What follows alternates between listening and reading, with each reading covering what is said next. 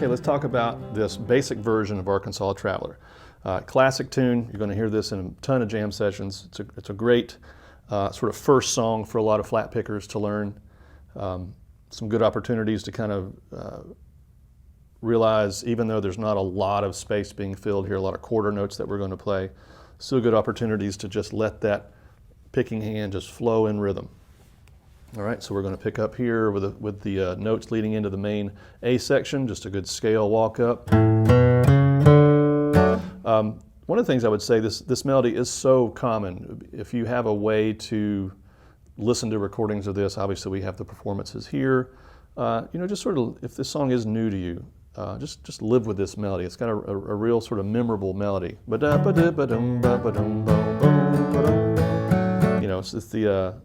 It's been used in some children's songs and whatnot over the years. But anyway, it's a classic fiddle tune that we want to dive in here. Again, with hopefully some melodic imagery in play to just sort of help keep us in line, especially as we're maybe combining some conscious awareness of the flat picking technique and things like that, while we're also trying to just get through the melody. And just having an awareness of this melody can help in that process. Okay,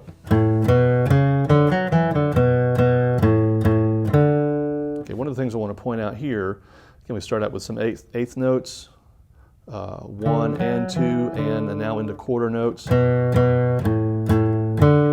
and one of the things to think about here is that all those quarter notes are going to be downstrokes. All right, so again, we're basing everything off this just swinging, churning engine, this river of rhythm that's flowing underneath this song. Even though we're not using all those eighth notes, we still want to be flowing to keep those notes long and strong.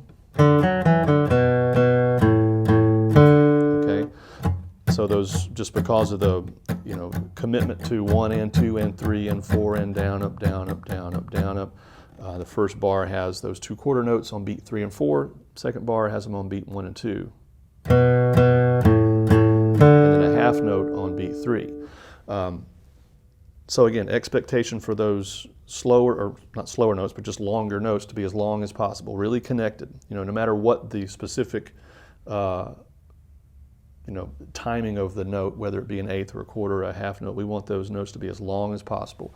And again, the more we can keep settled and flowing with that motion, and really not stop.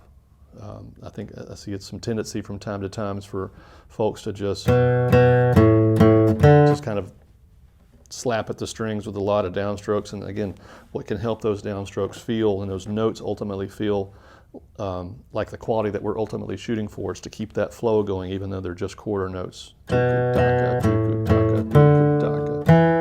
right, so it keeps us in line rhythmically, keeps the notes high quality.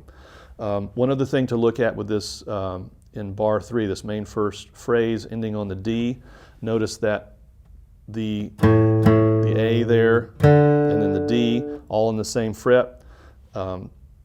As a basis for fretting hand and fretting arm, we are kind of looking at 4 fingers on 4 frets as a general kind of guideline. But one of the things about the fretting hand to remember from here forward is that it is a fluid thing. It's a constantly moving, therefore constantly potentially adjusting or adapting to the various needs.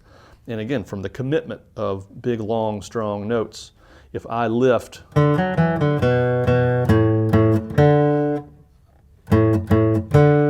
want to ensure that this A, the second A on beat 2, is connected to that beat 3, that long half note. So if I can leave that finger down and not worry about lifting, that ensures that I can keep that note as long as I need it. Even as we kind of dive into some minutia here, all that really matters as far as the overall kind of feel and structure of the play. Anytime we can maximize note length, we should.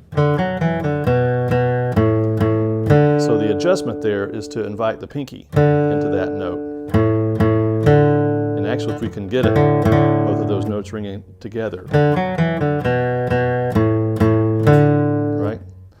It's not bad if I lift and replant. It sort of works. But again, in this interest of efficiency for the fretting hand, as we set the stage for faster playing, or more intricate playing down the road, when I lift and replant, a lot of times, especially with faster playing, those extra moves they sort of become amplified as far as stopping the note short. The extra movement may be causing just some inefficiency, some tension, things like that we don't want. And here's an opportunity just at a very sort of basic level with, you know, 2 quarter notes into a half note on the same fret to just look at the value of what can happen when we adjust for that fingering, or adjust the fingering for that specific moment. It just gives us big, strong notes. Moving on through this tune. Again, a whole bar of quarter notes. We're going to see this show up a few more times in this song. But again, I really encourage, especially folks getting familiar and comfortable with the flat picking style, the more we can look at this literal physical connection to the groove, and success here for a new flat picker would be awareness of that 8th note rhythmic stream, even as we're just playing quarter notes.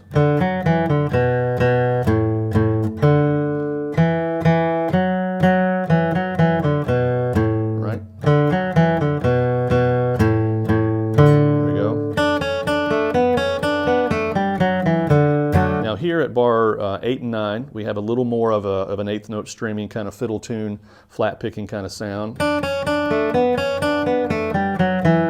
It's essentially kind of a 2-bar, very scalar kind of phrase. All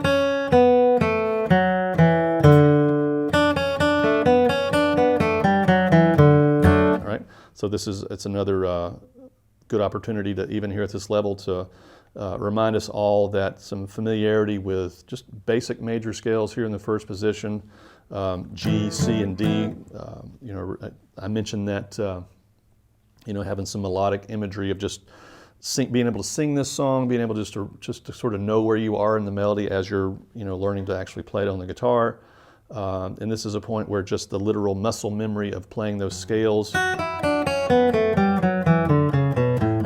pentatonics, the majors, can go a long way to, again, just sort of help our fingers feel a little more automatic. All right, so then that just sets us up for a repeat. Some 8th notes there. 4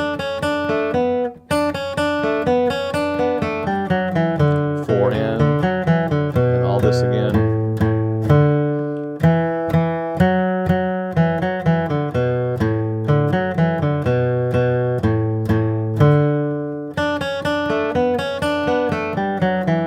All right, so that's the A section here at the basic curriculum level of Arkansas Traveler.